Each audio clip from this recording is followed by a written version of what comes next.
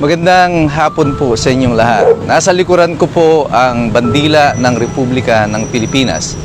At isinabit ko yan dyan noong April 9, 2025, nung araw ng kagitingan bilang simbolo ng aking protesta sa iligal na pag-aresto nila kay Rodrigo Duterte. Marami sa mga tao ang hindi pa rin makapaniwala at nagtatanong bakit ang mga kagaya ko at marami pa mga Pilipino ay sumusuporta pa rin sa isang presidente na tinatawag nila na mamamatay tao.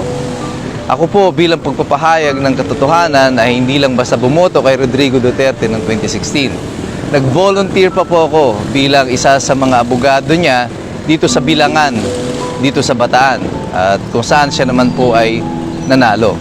Pero matapos po ang halalan, hindi po ako nagpunta sa Maynila o nagpa-appoint sa anumang posisyon sa gobyerno.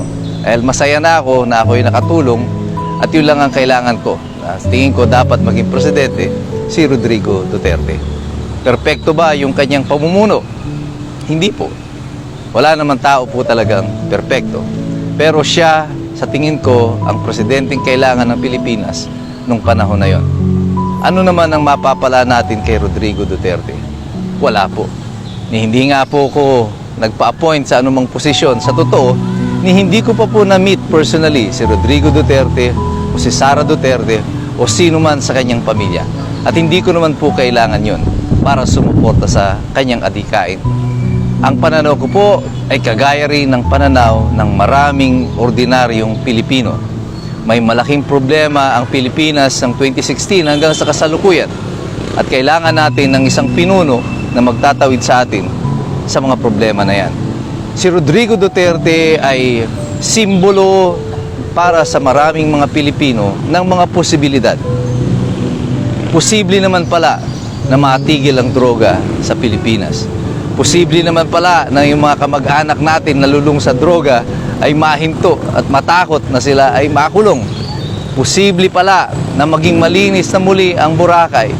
Posible pala na mga congressman ay matakot na magnakaw, na ang mga taga-DPWH ay may pinangingilagan at lahat ng magnanakaw sa gobyerno ay nag-iisip bago sila magnakaw sa atin. Posible naman pala na maglingkod na may pagmamahal sa bayan. Kaya po pinili ko ang bandila ng Pilipinas bilang simbolo ng aking protesta para kay President Digong, sapagkat siya lang ang presidenteng nakita ko na palaging humahalik sa ating bandila, simbolo ng kanyang pagmamahal. Iilan lamang po ang mga pinuno na kagaya niya. Ang kagaya po ni Rodrigo Duterte is a generational president. Bihi-bihira po itong dumating sa atin at kinakailangan po natin noon na suportahan siya. Alam ko na hindi magiging perpekto ang kampanya na ito laban sa droga.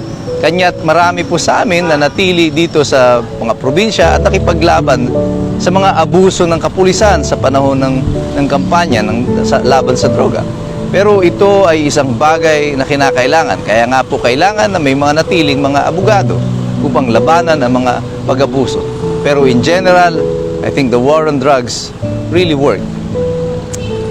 Bumaba ang incidence ng droga, ang drug pushing, at maraming mga krimen ang bumaba din. At karamihan pati ng mga involvement ng mga pulis ay nabawasan din dito sa droga. Pero over time, talagang yung mga masasamang loob gagawa ng paraan at nakakabalik pa rin sila. Pero hindi pa tapos ang labanan at kampanya ng buong Republika ng Pilipinas laban dito sa droga. At si Duterte, nung siya ay naging presidente at lumaban siya sa mga oligarkiya at mga namumurag uuring hari dito sa ating Republika, lalo na yung mga sindikato na nag-handle ng malaking volume ng mga drugs, yung mga pamilya, mga oligarkiya na kumukontrol ng lahat ng ating mga aspeto ng ating buhay, kagaya ng kuryente, tubig, at ilan pa mga basic services. Alam ni Rodrigo Duterte na pag hindi na siya presidente, babalikan siya ng mga ito. Pero tinanggap niya ang tungkulin at ang hamon na yan. And this is what he is facing right now. This is not just because of the drug war. This is about Rodrigo Duterte fighting the system and going against the system. At siya lamang po ang Pangulo na naglakas ng loob na labanan ang mga naghaharing uri dito sa ating bansa. Yan ang dahilan kaya siya mahal ng ordinaryong Pilipino. At maaaring hindi mo yan nauunawaan kasi hindi ka siguro ordinaryong Pilipino. Isa ka doon sa mga nakikinabang, isa ka doon sa mga privileged few. Hindi ka nakakaranas kung paano pagharian ng mga makapangyarihan at ng mga kriminal dito sa ating bansa. Akin pong sinasabi ang mga bagay nito bago pa po mahuli ang lahat. Baka po sa susunod na pagdedeklara ko ng aking paghanga kay Rodrigo Duterte ay isang bangkay na ang sasabihan ko.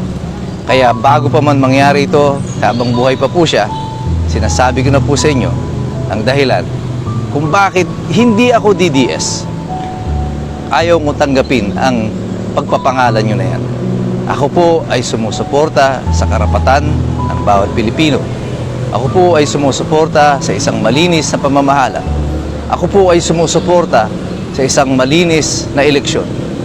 Ako po ay sumusuporta sa adhikain ng bawat ordinaryong mamamayang Pilipino. Ang kailangan lang po namin, tapat na pamamahala, maayos na gobyerno, mababang presyo ng bilihin, mababang presyo ng kuryente. Gusto lang namin mabuhay ng payapa dito sa Republika ng Pilipinas. At sana maintindihan nyo yan. Para po sa aming lahat, kailangang ibalik nyo si Rodrigo Duterte dito sa Pilipinas. Siya ang simbolo ng kung ano ang kayang gawin ng pamahalaan sa mga ordinaryong mamamayan kagaya namin. Kasi kung kaya nilang baluktutin ang batas, alisin ang katwiran, at babuyin ang karapatan ng isang dating Pangulo na mayroon pa rin namang impluwensya at maraming mga taga-suporta, ano kaya ang kayang gawin ng pamahalaan nito sa mga ordinaryong mamamayan kagaya natin? Kaya tayo pong lahat, kagaya po ni Rodrigo Duterte, kailangan na tayong manatiling naninindigan. Let us continue to engage in this discourse in support of our rights, in the protection of our rights, and in support of the Republic of the Philippines. At sa ating pag-engage na yan, patuloy tayong mag-aral. Alamin natin ang lahat ng mga bagay. Sapagkat mahirap talagang makialam ang taong walang alam. God bless you. God bless us all. At mabuhay ang Republika ng Pilipinas.